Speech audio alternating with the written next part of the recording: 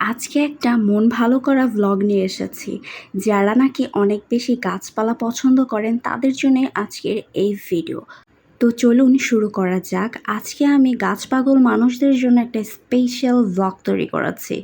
আমি তো ঢাকা থেকে শাহজাদপুরে চলে এসেছি। আর আমাদের সিরাজগঞ্জ জেলার শাহজাদপুর উপজেলার হাই স্কুল মাঠে বৃক্ষমেলা বসেছে। প্রায় 7 দিনব্যাপী বৃক্ষমেলার আয়োজন করা হয়েছে। আজকে আমি বৃক্ষমেলায় গিয়েছিলাম আর মেলায় গিয়ে শুনতে পেলাম আরও নাকি 3-4 দিন এর মেলার সময়টা বাড়িয়ে দেওয়া হয়েছে। আমার কাছে মনে হয় যারা গাছপালা অনেক বেশি পছন্দ করেন তারা নির্দ্বিধায় অনেক বেশি ভালো মনের মানুষ। এই যে দেখেন কত কত ভালো মনের মানুষরা গাছপালা কিনে নিয়ে যাচ্ছেন। আমরাও কিন্তু অনেক বেশি গাছপালা কিনতে গিয়েছিলাম। আর আমার আব্বু আম্মু অলরেডি 3 থেকে 4 দিন মেলায় গিয়েছিলেন আর মেলায় থেকে অনেক ধরনের গাছপালা কিনে নিয়ে এসেছেন। আমার আব্বু আম্মু 3-4 দিন মেলায় গিয়ে কী কী গাছপালা কিনে নিয়ে এসেছেন সেগুলো আপনাদের সাথে শেয়ার করব। তার আগে ছোট্ট পরিসরে আপনাদের সাথে শেয়ার করব কি কি গাছপালা উঠেছে এই শাহজাদপুর উপজেলার হাই স্কুল মাঠে। এই মেলায় আমি গিয়েছিলাম একদম শেষ পর্যায়ে, আর শেষ পর্যায়ে গিয়ে দেখি 100 থেকে 150 প্রজাতির গাছ এই মেলায় উঠেছে। শেষ পর্যায়ে গিয়ে দেখি অনেক গাছপালা বিক্রি হয়ে গিয়েছে। এই মেলায় আমাদের দেশীয় ফলের পাশাপাশি বিদেশীয় ফল ফসলাদিও কিন্তু অনেকটা জায়গা জুড়ে ছিল। তার মধ্যে আমার বেশি নজর কাড়ে এই মাল্টা গাছগুলো। এই মাল্টা গাছগুলোর মধ্যে যেমন ভিয়েতনামি মাল্টা ছিল তেমন কিন্তু মরক্কোর মাল্টাও ছিল। এছাড়াও দেশি বিদেশি অনেক ভ্যারিয়েন্টেরই কিন্তু ফল ফসলাদি ছিল। এছাড়াও ইনডোর প্ল্যান্ট, আউটডোর প্ল্যান্ট, বিভিন্ন শোভাবর্ধনকারী গাছগাছালি কিন্তু এই মেলাতে আমার চোখে পড়েছে। আর যে গাছগুলোর ওপর উপচে পড়া ভিড় ছিল সেগুলো হচ্ছে এই যে দেখেন ফুল গাছ। এই যে রঙ্গন গাছগুলো যেমন দেশি প্রজাতির ছিল, এর বাইরে বিদেশি প্রজাতিরও কিন্তু অনেক রঙ্গন গাছ ছিল। আর এই রঙ্গন গাছের চাহিদা কিন্তু অনেক বেশি ছিল ক্রেতাদের মধ্যে।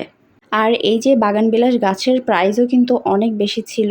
আর এই বাগানবিলাসের প্রাইস রেঞ্জটা শুরু হয়েছিল প্রায় 250 টাকা থেকে 4000 টাকার মধ্যে। একটু ভালো গাছ কিনতে গেলে তো একটু আপনাকে বেশি টাকা গুনতেই হবে, তাই না? এছাড়াও আরও অনেক গাছগাছালি ছিল, যেমন নারকেল গাছ, লটকন গাছ, বিভিন্ন ধরনের বিভিন্ন প্রজাতির আম গাছ। এমনও গাছ আছে যেগুলো আমি চিনিও না, যেমন এই গাছটা কিন্তু কোনো মালটা বা কমলা গাছ না, এটা এক ধরনের লেবু গাছ ছিল যেটা খেতে একদমই বিশ্রী ছিল, আমার ভালো লাগে নাই। আর এই তো নানা প্রজাতির আম গাছ ছিল। আম গাছের চাহিদাও কিন্তু অনেক বেশি দেখা গিয়েছে ক্রেতাদের মধ্যে। আসলে আমাদের দেশীয় ফলের গাছ লাগাতে কিন্তু অনেক বেশি জায়গার প্রয়োজন হয়। যাদের জায়গা অনেক বেশি তারা কিন্তু অনেক রকমের গাছগাছালি আসলে কিনে নিয়ে যাচ্ছিলেন। আর এই জাম্বুরাটা না আমার এত বেশি ভালো লাগছিল, মনে হচ্ছিল আমি ছিঁড়ে নিয়ে বাসায় আসি।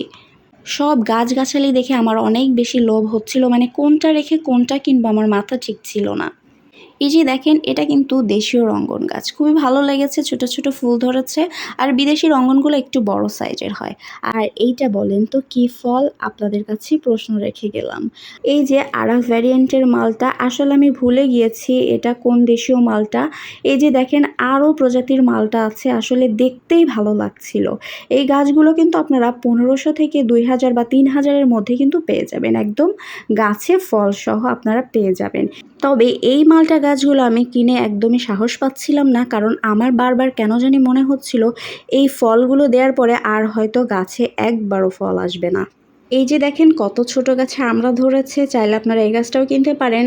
আর আমরা তো আমাদের শরীরের জন্য অনেক বেশি ভালো। আমাদের বাড়িতে কিন্তু একটা বিশাল সাইজের আমড়া গাছ আছে, কিন্তু সেই আমড়া কেউই খায় না। আর এই যে দেখেন লটকন গাছ, যাদের বাড়িতে অনেক বেশি জায়গা আছে তারাই কিন্তু লটকন গাছ বেশি কিনছেন, কারণ লটকন গাছের জন্য অনেক বেশি জায়গার প্রয়োজন হয়। আর যে জায়গাতে বেশি রোদ থাকে সেই জায়গায় কিন্তু লটকন গাছটা লাগাতে হয়। আমার আব্বু আম্মু মেলা থেকে কী কী গাছ কিনেছেন পরবর্তী ভিডিওতে আপনাদের সাথে সেটাই শেয়ার করব। এই ছিল বৃক্ষ মেলার ভিডিও। পরবর্তী ভিডিও দেখার আমন্ত্রণ জানিয়ে এখানেই বিদায় নিচ্ছি। আল্লাহ হাফিজ।